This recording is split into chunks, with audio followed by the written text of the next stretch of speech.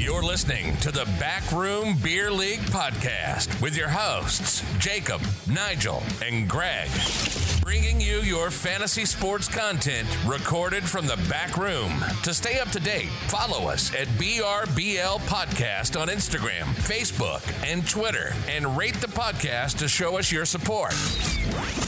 Now, here's Jacob, Nigel, and Greg to talk fantasy sports.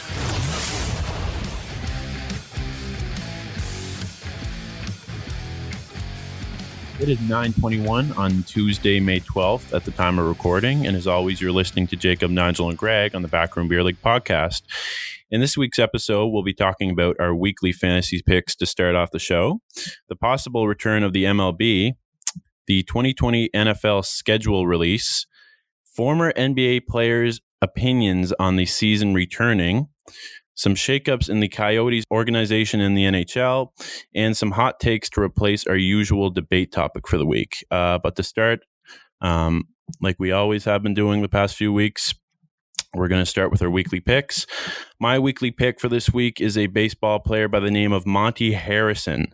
If fantasy baseball ends up returning at some point, Monte Harrison should be a name you acquaint yourself with. And according to Eric Cross at Fantrax, the 24-year-old is a poor man's Lewis Robert. And earlier in the episode catalog, I talked about Lewis Robert and the Chicago White Sox, maybe around episode 2 or something like that.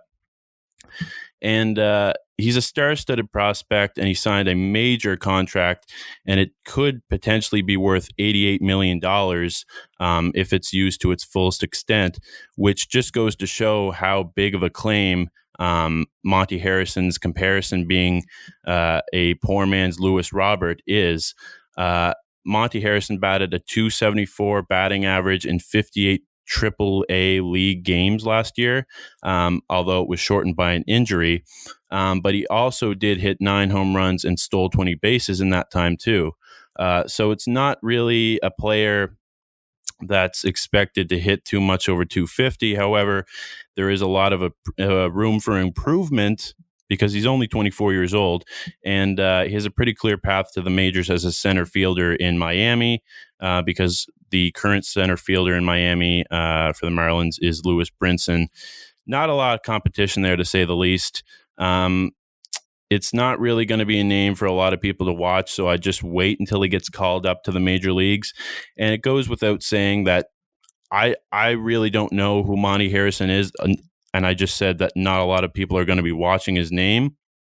So I wouldn't really recommend this pick for a league that isn't very deep. This is a very dynasty-focused pick, someone to put on your bench and wait a year for him to kind of blossom, so to speak. Being on the Marlins, he could definitely benefit from a shortened season, and he could definitely see a lot of playing time this year to prove his worth in a shortened format, and he could prove his worth going forward for the team. So that's pretty much all I have to say on Monte Harrison. Like I said, I read an article today by Eric Cross on Fantrax, the place I do my fantasy baseball league. And I don't really know a lot about him, but from what Eric Cross is saying, this was a good player to put forward for effective players in a shortened season. So I chose him for my pick this week, and that's about it. So I think we'll move on to Nigel now. Yeah, heading into mine, I went hockey again this week because although I'm a big football guy, I also enjoy hockey, and my pick for this week is Mikko Rantanen.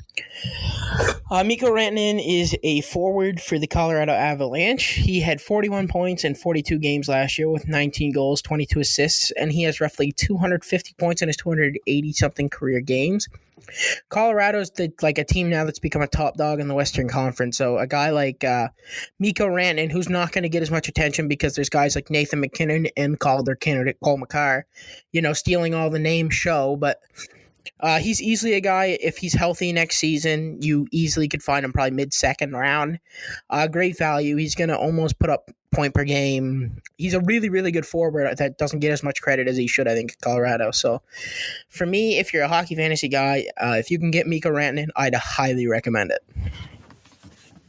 Yeah. So Definitely. And sorry to cut you off there, Greg, but Mikko Whatever. Rantanen, it seems like just diving into him a little bit, he has had some injury concerns in the past, but I think those are very I don't think it's going to be an issue going forward. So just to kind of add a little point to Nigel's pick of the week, anyone Before worried I about his was injury history? oh my god. You just tried to interrupt me, so I don't know what you're I even was talking trying about. to never mind. Oh all god. right, you're up, Greg. You're going. No. I was just gonna. Before I was so rudely interrupted.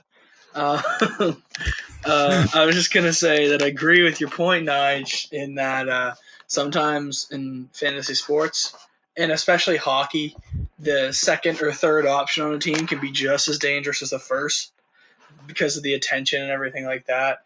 And I think with Nathan McKinnon and Cale Makar, I do think that Rantanen is extremely valuable and a guy who you could start on a nightly basis that provides like consistent point getting and just all around like he just gets points, man. Like he is such a provider, and I think that it's not even just a Rantanen point, but when you look at guys like Draisaitl and guys like Jake Geinsel and guys like Nick Backstrom for the majority of his career, and how they're never the stars of their team, but they always contribute solid points night in, night out because the attention isn't necessarily on them. It's on guys like Crosby and Ovi and McKinnon and Rantanen's case. So yeah, I think I agree with that.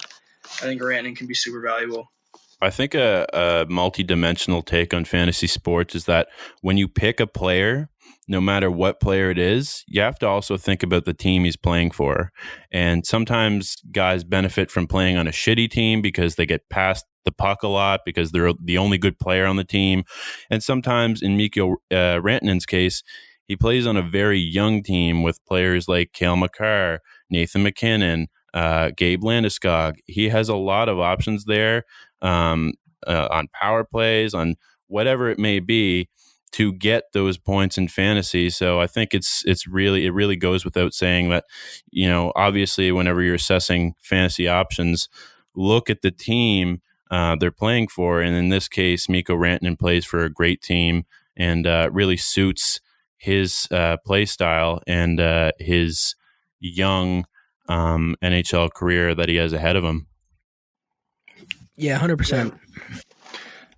So I guess it's time I'll move into my my pick of the week, and that is the Arizona Cardinals running back Kenyon Drake, who he joined the Cardinals. It was for 8 games last year, exactly half the season.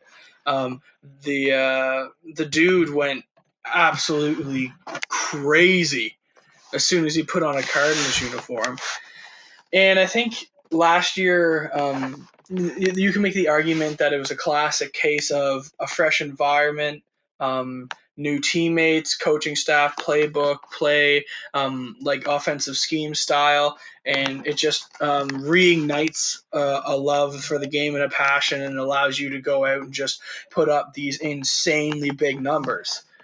But I think Kenyon Drake, now being a sole number 1 back with David Johnson being shipped out for DeAndre Hopkins, for Christ's sake, and giving Kyler Murray all of these weapons. And this is a perfect point that it just wraps into what we said about Rantanen. When you are the second or third biggest threat on your offense, but you're still a freaking baller, you can put up some insane numbers. When you look at the Arizona Cardinals offense, number 1, obviously you're going to stop DeAndre Hopkins. You got to have a QB spy on Kyler Murray because he's so elusive. And Kenyon Drake's going to do some damage. And I think in his 8 games as a Cardinal last year, he ran for 643 yards and 8 touchdowns. And I think this year, I really like in 16 games, boys, with this team and a slightly improved offensive line. I do think Kenyon Drake can become an 1,000-yard rusher, and I think he's very valuable to pick up in fantasy and just play in general. His numbers are going to improve so exponentially because his first 8 weeks in Miami last year, not so hot. But he also had a bunch of grandmas for an O-line. So I think with him having a competent O-line, a good offensive mind in Cliff Kingsbury over there, I think he succeeds. He showed it the last 8 games last year. And I'm just like, as a football fan, I'm genuinely excited to see what he can do because he's always been on these shitty Miami Dolphin teams. And I'd like to see him known for something other than the Miami Miracle. So I think it'll work out good there. I agree. I was high on Kenyon Drake even in Miami because not last year, but the year before, he showed flashes of his potential. You know, he was Adam Gase the year before, and then last year he was part of a tank bowl with no O-line. So when he got to Arizona, he was able to show his colors, and I agree with Greg. You know, he has the franchise tag, so he's playing to prove that he deserves a deal. So I think this is going to be a big year. Yeah, I mean, I actually owned him. I'm not sure if I picked him up like week 1, week 2, week 3, something off the waiver wire. I needed a running back, and I needed one bad in the early stages of last year's football season in fantasy. So I picked Kenyon Drake up, not thinking very much of him. I mean, he was on the Miami Dolphins, so I mean that's all you really need to know about last year, and how that can really sway your opinion on someone who's on the waiver wire. But if you need a running back, you need a running back. So I picked him up and I said, okay, I'll put him in. And he stayed on my team till the end of the year. And it's a shame that our fantasy football league isn't going to be a dynasty league because I play dynasty baseball and I love it and I love keeping my players. I think we're redrafting this year, if I'm correct, in our fantasy football league. And a lot of my players that weren't maybe the best players last year are going to take a big rise in their stock value this year. Josh Jacobs, Kenyon Drake. And it's a shame because if I could keep those 2 players for next year, I would. Kenyon Drake was awesome second half of the year, and I keep going back to this. I'm sorry, Greg, touching a sensitive spot here, but Greg and I played in the in the relegation round of this fantasy football league. You guys played league. In the Suck Bowl. Not the suckiest of Suck Bowl. You played in like Suck Bowl Senior. Yeah, we were playing for a participation prize. You played in like a JUCO championship. Like I don't even talk about this year's. My team was so fucking good, man. And they just blew donkey. I should not have beat you, but players like Kenyon Drake gave me the edge when you should have bet me hands down. Man, with my team, there's no doubt in my mind I should have been in the top 4. God damn it, man. 100%. And like Patrick Mahomes was like stuttering. In the final weeks, I was playing Jameis Winston every single week because even though he threw like 4 picks, 5 picks, he'd get 5 touchdowns and it would balance out and he'd still get more points than Mahomes in the final weeks because they were resting him for the playoffs. I was solely getting my points from Drew Brees. Everyone else, Drew Brees and Mike Thomas and everyone else fucked off. Yeah, and like going back to Kenyon Drake was great for me, and he was always someone I could rely on, especially after the trade to Arizona. So next year, obviously, is going to be even better. He pretty much won the lottery. I mean, I know Miami is going to be in better shape this year, and they're going to be in better shape for the future after their draft and their free agency. But Kenyon Drake really won the lottery, especially since they pulled the Bill O'Brien farce of a trade that sent D-Hop to Arizona. So yeah, it's a good pick for the week to say the least. He'll get drafted this year. For sure. He won't be a waiver wire pickup. That's for damn sure. If he makes it out to the 3rd round, because we're planning to expand like a 12-man league at least. So if he makes it to the 3rd round, I'll be amazed. Yeah, like I had a junky team last year because like after AB went, I was like, should I just like shoot myself in the head and just? but I didn't want to be that guy that doesn't put any time into their team and shit. And like, Yikes. even though football isn't my like number one most watched sport and my favorite sport to take part in as a fan, I just pulled together a team of players off the waiver wire, and Kenyon Drake happened to be one of them. So that's the story of Kenyon Drake and the Fredericton Pharaohs. To start the weekly rundown, the MLB owners have sent a proposal to the Players Union to restart the league for an adjusted season. So the owners proposed a shortened 82-game season instead of the normal 162. Playoffs have been extended to 14 teams in this format, 7 each instead of 12 and 6 each. Rosters expanded to 30 players, 20-man practice squad, a universal DH put into play, which I actually like a lot for the future, and a 50-50 revenue split with teams and players, according to ESPN. I expect it to be voted down. In fact, as we record this podcast, I'm pretty sure it's being turned down by the Players Union. You never know, but the owners are getting greedy here, and a lot of fans are perhaps taking the side of the owners, even though they might be taking the side of the bad guys here because they want baseball back. The owners are getting greedy, and the players are the ones that produce revenue, and they could get shafted on this. But what are your guys' takes on it? I'm always a big fighter for like, fuck these greedy owners, get the players something. So as much as I want baseball back, I want like a fair deal. The 50-50 revenue split is big because I don't know if any other league does that. Like the NFL is like a third, or like a 42, I think, or maybe like 45. It's definitely weird. I love the universal DH. The universal DH is DH so should have been in nice. a long time ago. Making pitchers It's so hit dumb. is stupid. Like, so dumb. Yeah. But like, the extra Like a lot playoff of people team use. is Sorry, whatever. not. Like A lot the of extra people. playoff team, or vice versa. You A can go. lot of people say that pitchers should hit because Madison Bumgarner hit a few home runs like a few years ago.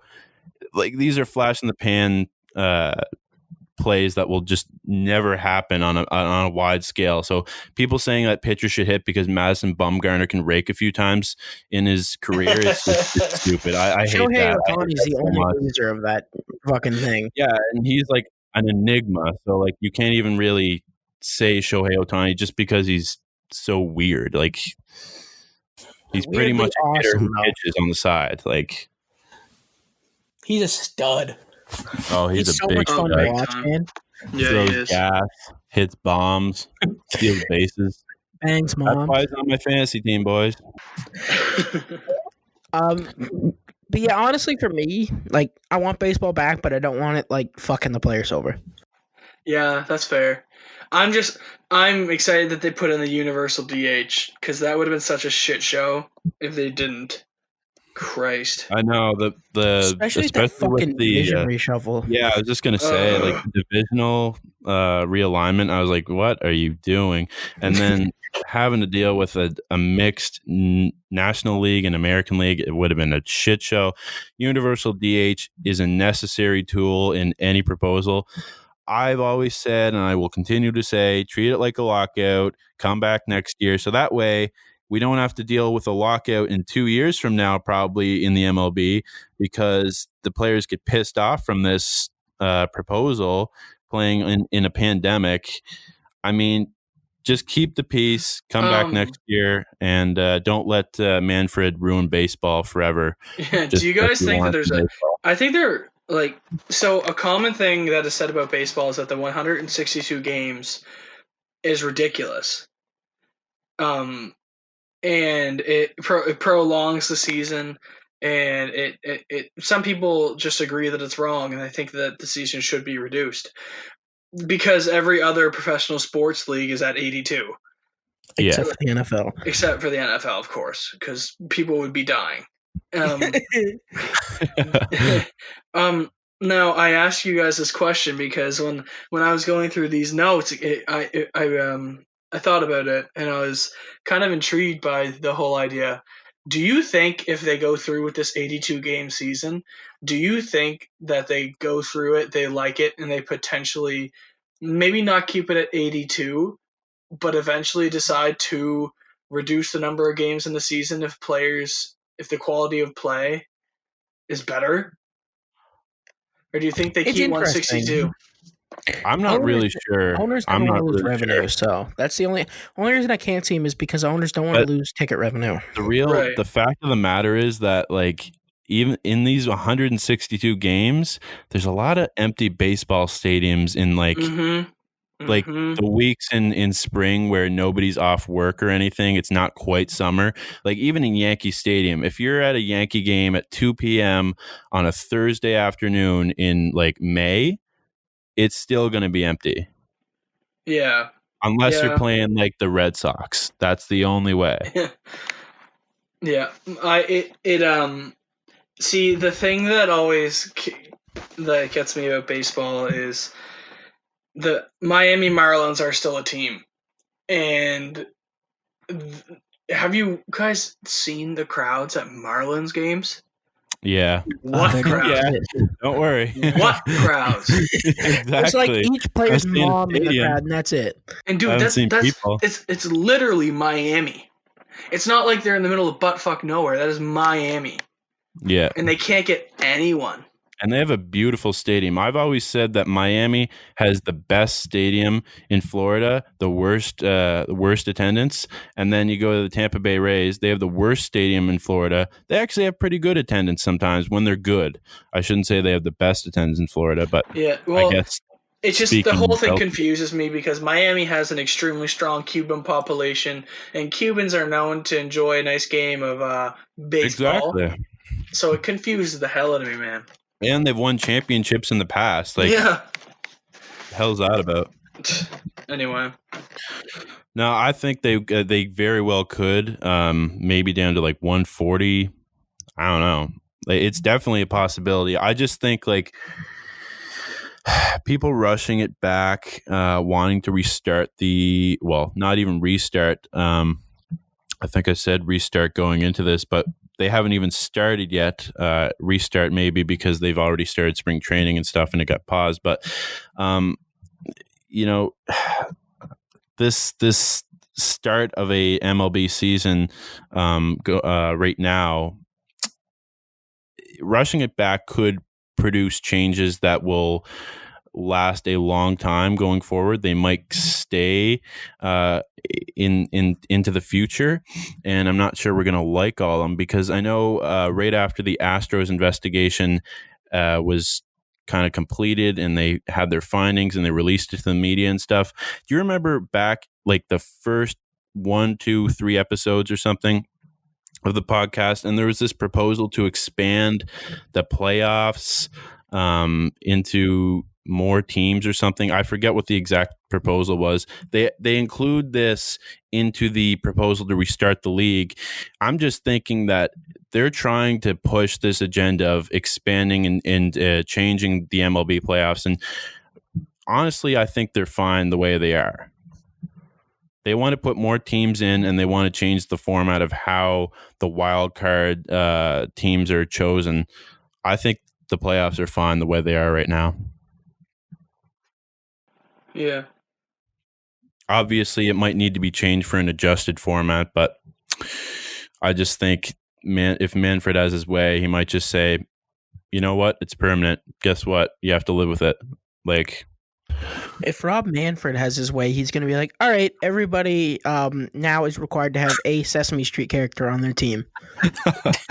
Yeah. The Yankees, you get Big Bird. I don't know. There's just some things that he's done. Like I told you last week, like Rob Manfred is really like concerned about pace of play and speeding up the game of baseball so it's more interesting for people to watch. And his solution to that was make pitchers throw to at least 3 batters, a minimum of 3 batters before they can be taken out of the game. That doesn't change anything. Some of his decisions thus far remove the whole Astros investigation debauchery. They're just not well thought out, and I think it's a good time to move on in the rundown, because I could go on for days about how much I dislike Manfred's outlook on the league. So the next topic in the rundown is the NFL schedule. It's been released, and we're going to look at who's got it rough and who's got it easy. Some teams that stand out: the Baltimore Ravens look to have an easy ride, and could possibly have another great season with Lamar Jackson, another year older. Green Bay has a tough schedule layout with early bye it's and not tough even road games. games. It's the way they did it. And Like, the week Pats 5, are slated for the toughest schedule of the year, and the Cowboys are set to have an easy schedule after going 8-8 last year. They need it. What do you guys think? Packers are like, it's not even the opponents. It's like we start with the Vikings, whatever, but it's like this fucked week. We go week 5 like tonight. We go week 5 bye, then we have the Bucks, which is still up in the air, but then we have the Niners on the road, week 3 Saints on the road. Like after week 9, it's not near as bad, but the first 9 weeks, and I hate early buys to begin with, but it's fucking ugly. Yeah, man. I'll do a little review on all the teams that that you just listed there, Jake. But for the Broncos, I was looking at our schedule, and if we can have a good training camp with everything that's going on, I think we could damn near go 6-1, 7-0 in our first 7 games of the year. Broncos have a pretty good schedule. I'm gonna say it right now. Then hold the fucking phone, because as soon as the second half of the season hits, we are getting bombarded. Yeah, the Chiefs twice, the Saints, man. Ugh. If the Packers can go into that week 5 bye with only like 2 losses, I mean, the Chiefs twice is a given, so you got to just accept that. Yeah, but in both in the second half of the year, that's like, yeah, I know. It's kind of like the momentum murderer. The Packers twice. Yeah. So when I look at the Baltimore Ravens, I think it's utter bullshit. They have the easiest schedule. They're probably going to go 14-2 or 13-3 again. They're probably going to go 13-3 at least. Mm-hmm. If Lamar can keep it up, if he has an off year, they might go like 11-5 or something. Greg Roman's second year has never actually been that good. Like Colin Kaepernick's second year, which you can say a lot, but we all said the same things about Colin Kaepernick that we're saying about Lamar Jackson now. Yeah, Greg Roman has historically had a bad second year, so it'll be interesting. If they have a solid offense, they're going at least 11-5, 12-4. Green Bay, tough schedule. You'll probably still win the NFC North. I think it's 11-5. Yeah, the Vikings will give you a push though. The Vikings are so dependent on rookies. The Pats having the toughest schedule. Fuck them. I couldn't care I completely less. agree with that. Good. Their fans are so ignorant.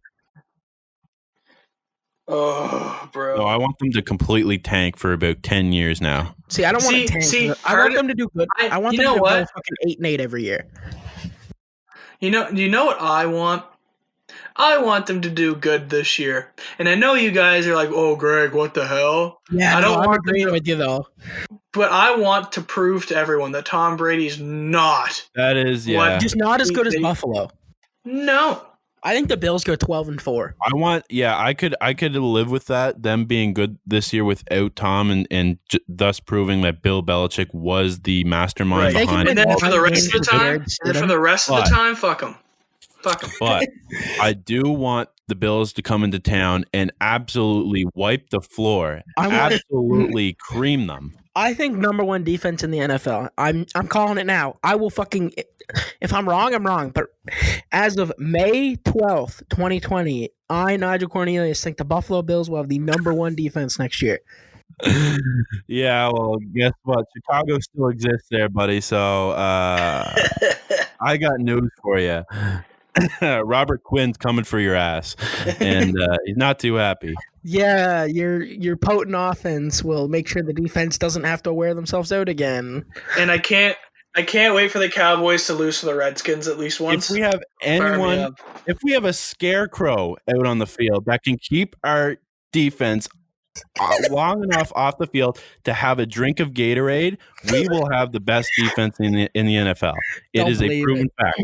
Yes, we will. We will. You watch. I'm going to draft the Bears defense next year in our fantasy league just So because I want it to y'all so are bad. just disrespecting the Broncos like that, huh? Broncos were a top 10 D last year. Y'all are just going to disrespect us like that. We added Jarrell West I'm not Coast- Casey. disrespecting. I'm just stating the fact that the Bears are going to be a steel wall. Packers defense aren't going to be top. Well, maybe like Immovable 10. Like that's it. Nige, buddy, I think you'd be lucky to get the top 15. The secondary is so fucking good. It's ridiculous. It's just any team can. Buddy, Raheem Mostert ran for 200 on That's you. the problem. That's the Y'all problem. bum asses. Mostert made a goddamn. Your D line, like Outside of Kenny Clark, it's awful. daddy. Like Mostert is their daddy. Like Kenny Clark is one of the best defensive tackles in the NFL, but this man cannot do it alone. I think if the podcast ever gets merged, the first shirt that's going to have to be made, Mostert. Greg, Mostert. I love how that just started because they shat on the Packers, and I was Yeah, we're just sitting here in the fucking nice. NFC Championship game. Every time they got the ball, all you hear is Greg from across the living room. Mostert. Because he'd run through like 80 of your guys. He'd make Blake Martinez stumble. Can I make a hot take right now, fellas? You know how we were talking about the Baltimore Ravens having an easy-ass schedule? I want to go into their own division. And I first off would like to say that people are underrating the Pittsburgh Steelers. Big Ben's just such a question mark to me. I know, but if he plays like old Big Ben, they're gonna be dangerous. But I think the Cincinnati Bengals split every series with the people in their division. I think the Browns are way better this year. Kevin Stefanski's proven. They finally giving Baker an O-line. Like, so I made a big deal of the Ravens schedule being so easy. But, like, I legitimately see them dropping a game to the Bengals and a game to the Browns. division games that are awful. Like, they get to play the Giants. Yeah, that's some bull. I want to play the Giants. Man. I want to play. Well, I mean, the Bengals aren't going to need to, like, completely shit themselves on purpose this year. Like, having Joe Burrow and AJ Green still. Out of all divisions in the league for the Broncos to play out of the division, they play the NFC South. Like... The Packers got the AFC South, which is hype. Because I think the whole NFC North can. We have a free win against Jags. I think the Texans are a shit show. The Colts is so dependent on Phillip Rivers. Watch out for the Lions. See, I will not say that as if Matt Patricia's head coach. I've never seen someone so incompetent. Like he sits there and goes, I have pencil behind my ear. I am smart. I am defensive mastermind. As his team gets like a 30 bomb dropped on him. Man, if he just rubbed the grease that's on his hair onto the ball before the opposing quarterback went out to throw it, they might win a game or two. And like the Ford family's too busy making fucking cars. Yeah, well, it just goes to prove. It goes to prove that an NFL franchise doesn't need a good team to make money. If they make a profit, they're making a profit. They don't have to do much. And it also goes to show, going into our next topic, talking about money, Arizona parts ways with their president and CEO. Does this mean the team's folding? Is it a money problem? What's going on with Arizona right now in quarantine? This is interesting. Because when you have something like this going down, it screams relocation. It screams them leaving. I hope so. I think it screams, and this could be a really, like, I don't know, a conspiracy theory to the fullest meaning of the words, but taking out the president and CEO could mean that they're not believers in a relocation. Mm-hmm. They don't want to be a part of a team that's outside Arizona. And if that's the case, then they I actually talked to my father today about the Coyotes briefly, and we were talking about it, and he was saying, like, when you buy the Arizona Coyotes, what do you expect? Do you expect to make money? Because the buyers in the past 15 years go into this, and I don't know what the end goal is, because they're losing money when they buy the team.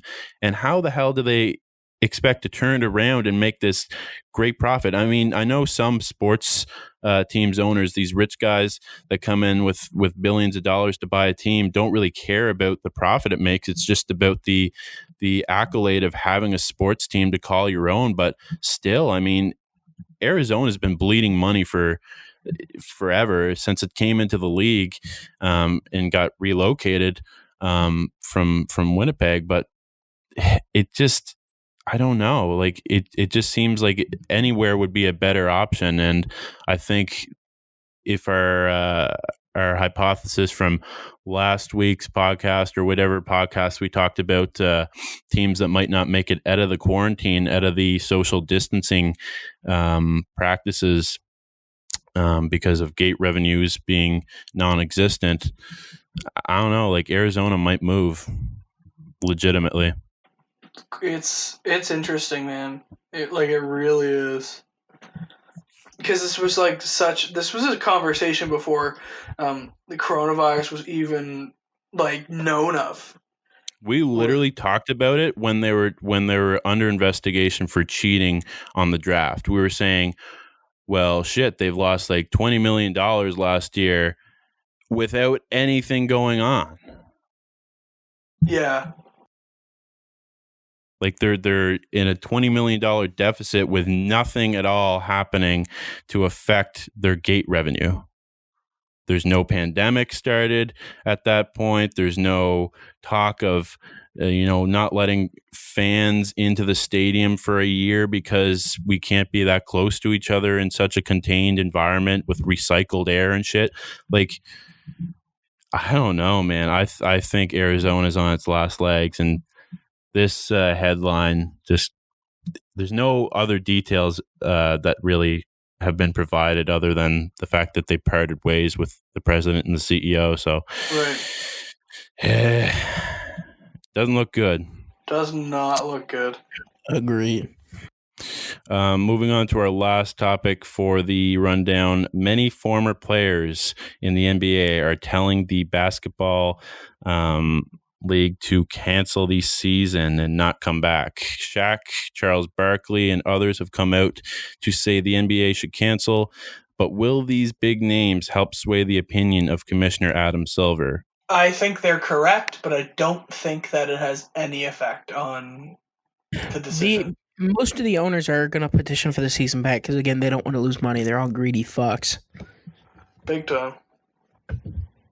At least with basketball, though, it's a more widespread sport than, like, say, hockey. Because the reason we're talking about Arizona so much is because, it's widely known that hockey isn't the most popular sport in America. Basketball and football tend to out I don't know what the word is, but they make way more money than any NHL team could ever make in the course of a season. They have so much merchandise to sell, so many different ways to broadcast their players and get people interested in the sport because it's a much easier sport to play than hockey. So I think I'm on the opinion with you, Greg, that they're right in saying that they should cancel. As I've been saying, treat it like a lockout in all leagues. But I don't think it's going to have any effect, even with big names like Shaq and Charles Barkley. When Shaq, I listened to Shaq's rant Reddit. He was correct with basically everything he said. It's the asterisk next to the championship team would be so large that at the end of the day, I know it's bad for business, but the smart thing to do in literally every aspect of the game is to just drop it. And I understand that might be hard and I'm sure Adam Silver even wants to do it, but he needs the owner's support. And with all this happening, the NB Players Association, they're known to have quick triggers with things. And they haven't gotten along very, very kindly in the past few years. So I'll just be interested to see how it plays out. I personally think that it should be over with. I think that everyone who's not an owner thinks it should be over with, except for guys that. So the only people that are gonna want this season to continue are players on the Los Angeles Lakers, the Milwaukee Bucks, Teams that were potentially destined to win. potentially the Clippers and the Raptors. Yeah. Because they're the teams that had potential to go somewhere, but other than that, everyone else is just like, fuck it. Like, you look at the Warriors. They stop the season now, they're probably getting a top 3 pick. It stops their pain and suffering, they still get what they want. So, the only teams that are going to want to keep playing are those 4, maybe even just the Lakers and Bucks. So it comes down to how much power does LeBron James actually have? Yeah, like I'm like I've said time and time again, treat it like a lockout. And it would never happen, but it's almost as if they do come back, the best 4 teams in the league duke it out. Yeah.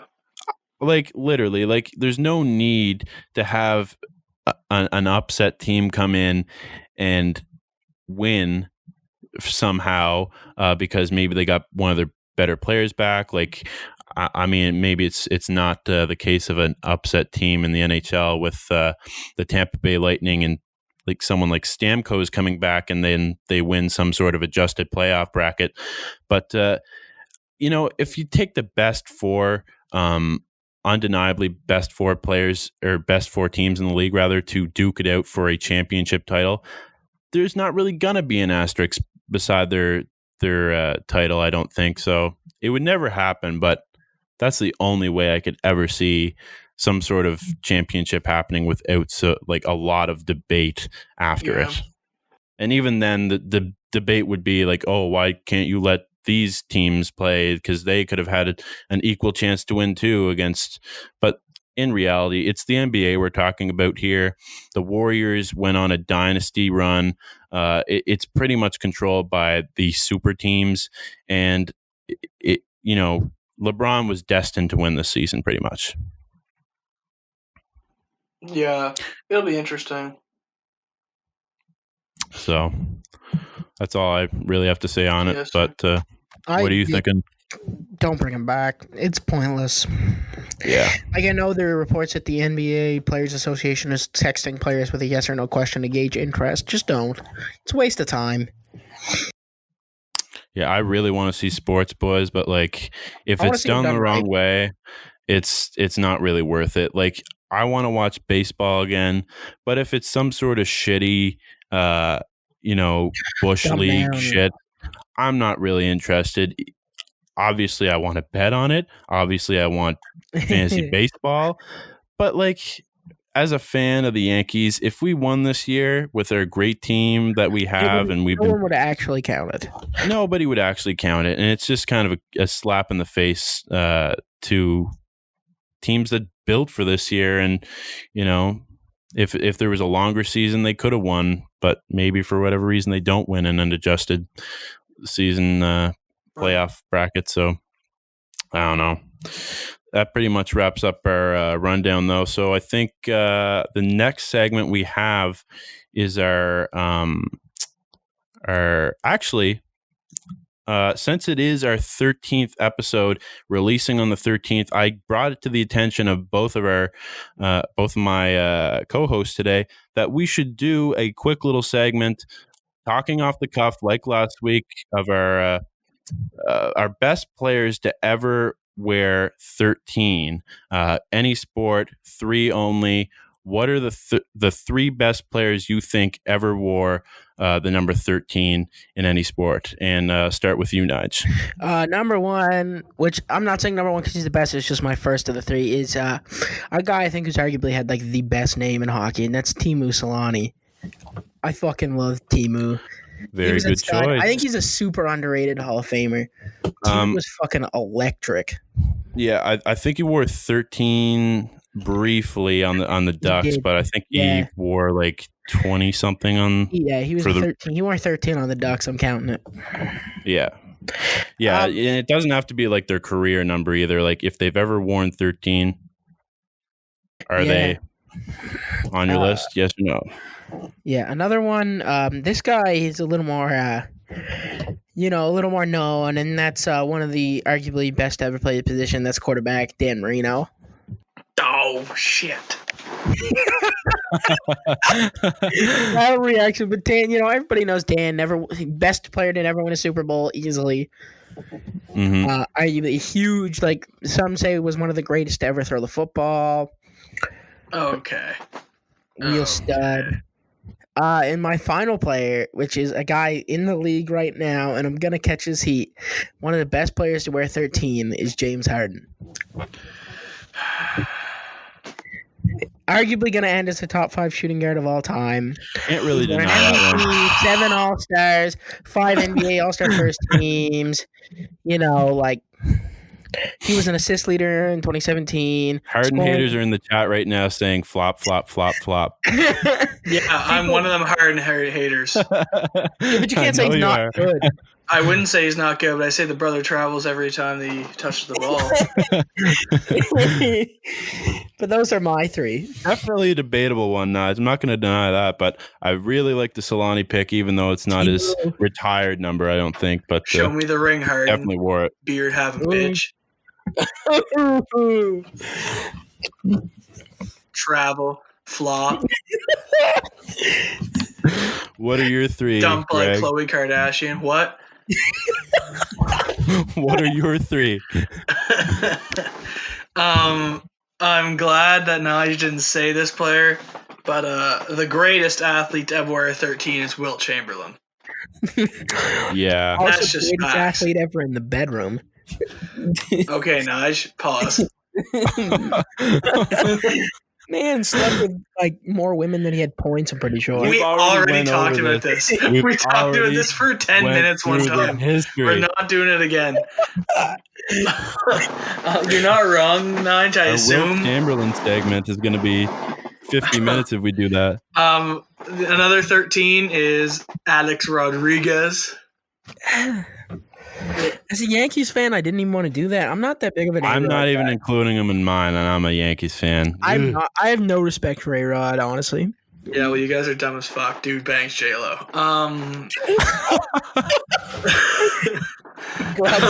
Rob's respect for sports players is based off their wives. There's a theme to this list.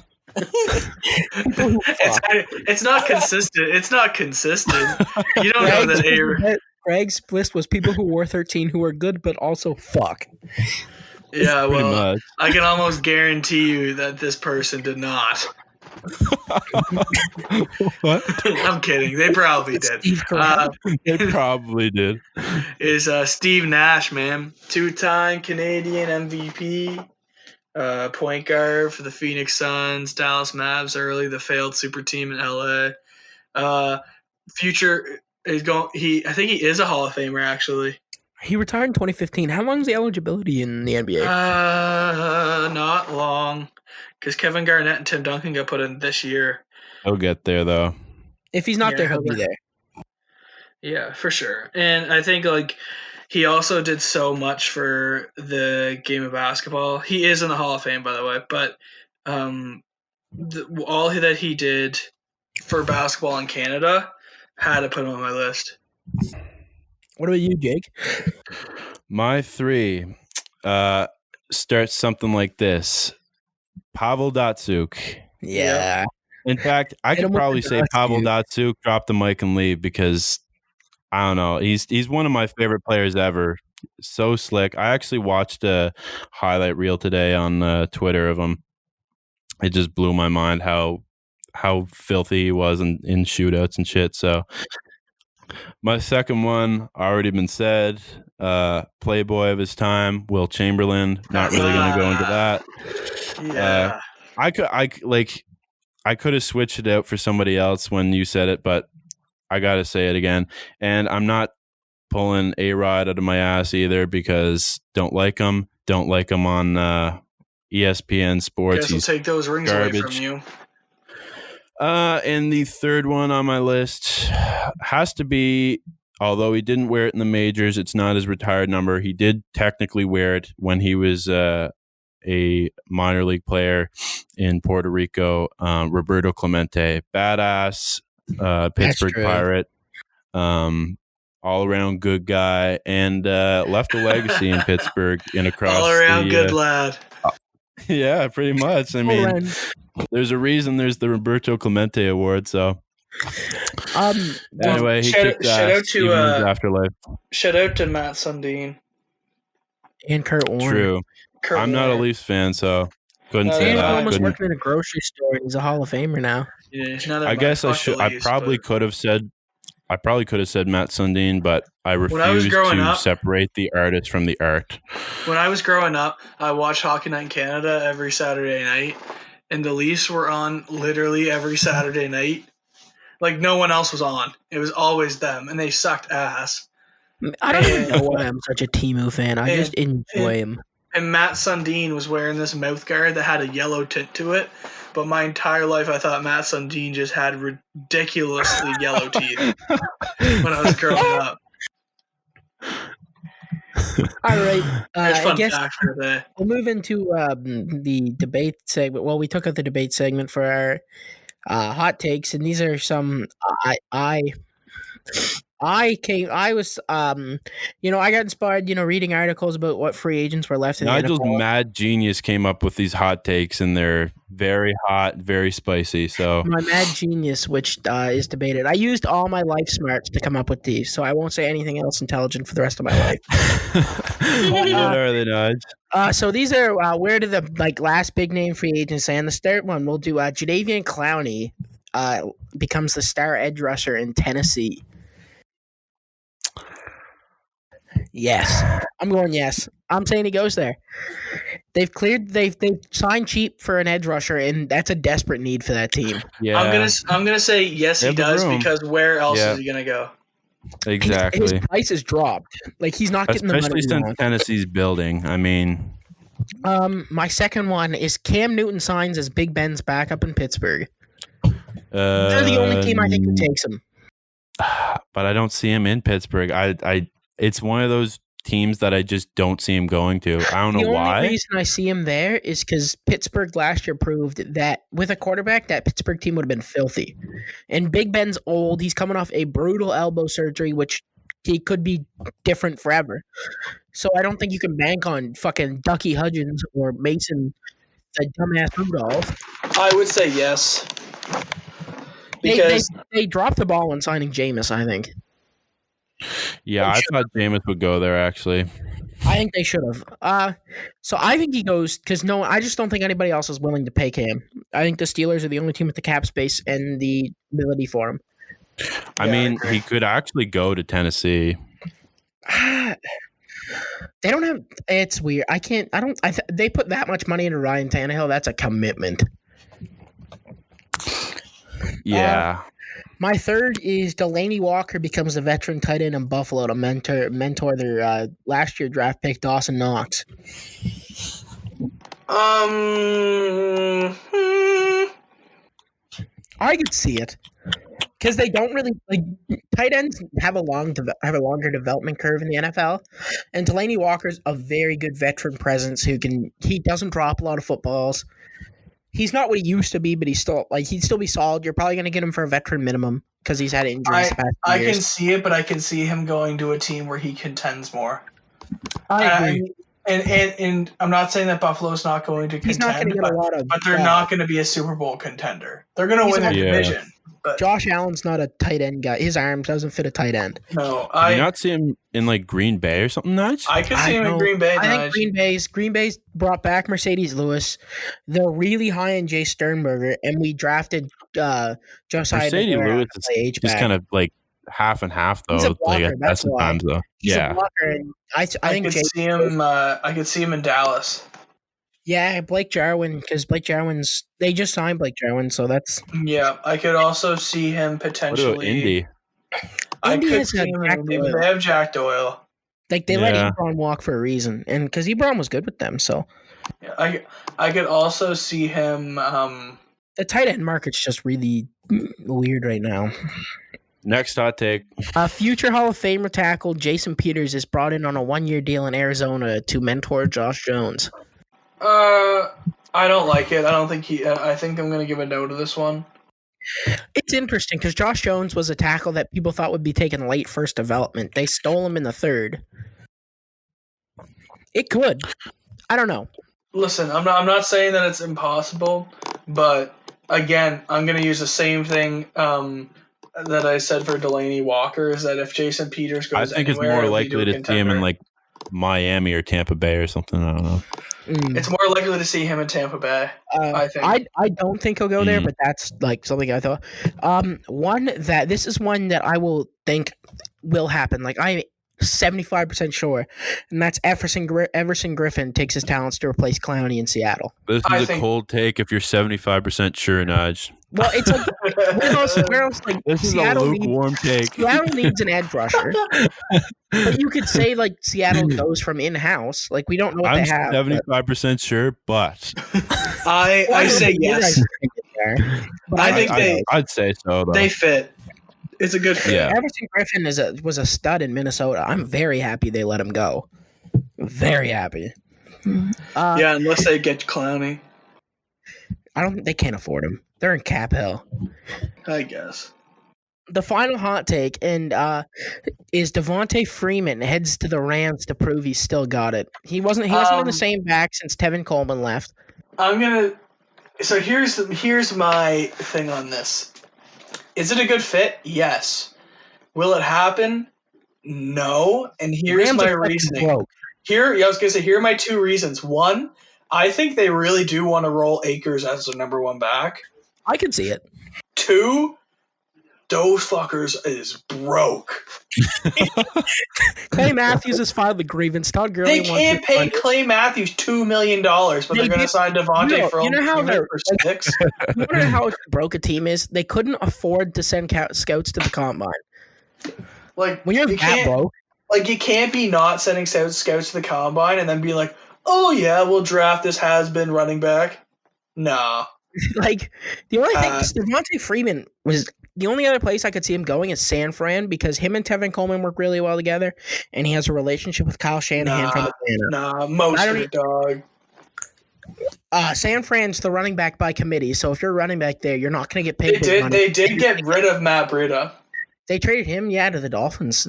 Yeah, because the Dolphins traded away their DeAndre Swift pick, so the Packers could draft Jordan Love. I thought the Packers had some sort of interest in Freeman, though. I don't know. I thought it was a rumor. I'm very happy. Like the running back room is fine. Jamal Williams will probably get traded for cheap. But I mean, I could see Freeman going somewhere weird like the Lions. Well, the Kerryon Johnson and DeAndre Swift now. Would you like him going to the Bears, Jake? Depends on. Yeah, I wouldn't actually. I don't think it's bad depending on how much they pay him. Well, what are you going to do with Tariq Cohen? Who's the guy you guys? David Montgomery and then Devontae Freeman.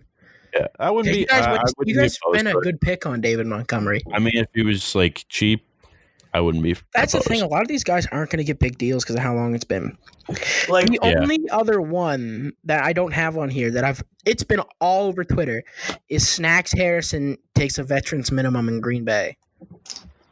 Why would Snacks take a minimum? Because definitely he's get paid more than that. Old, major regression, and no one's bid at signing him. I still don't think he takes a minimum. Either. We signed a run stuffing D tackle that just to fuck with Matt Nagy. This is the guy that tipped the double doink. Yeah, it's just an omen now. But the Packers, if there's a team in cap hell right now that's not the Chiefs, the Pats, it's the Packers. They have no money. I would love for Snacks Harrison to come to Denver, man. To just like because right now we got. He'd be a good pickup for Denver. We have Purcell right now at nose tackle, and if they feel like Harrison would be a major upgrade. Could you imagine that's Snacks Harrison, Jarrell Casey, Von Miller, and Bradley Chubb? That's ignorant. I'm getting a Chubb, man. That's what I'm saying. Though. You imagine instead of Kenny Clark, Dean Lowry, Preston and Zadarius Smith, you that's have probably Snack the best Harrison. joke I made on the podcast. You know, Snack Episode Harrison, 13. That was pretty good. The Smith brothers. Zadarius Smith is my favorite. I'm happy. That's the only free agent signing that I've been happy with mainly. That pretty much wraps up things here.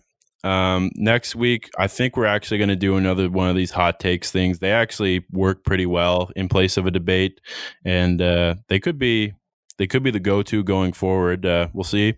Follow our social media at BRBL Podcast on Facebook, Instagram, and Twitter, and subscribe to the Backroom Beer League YouTube channel. Thanks for listening, everyone.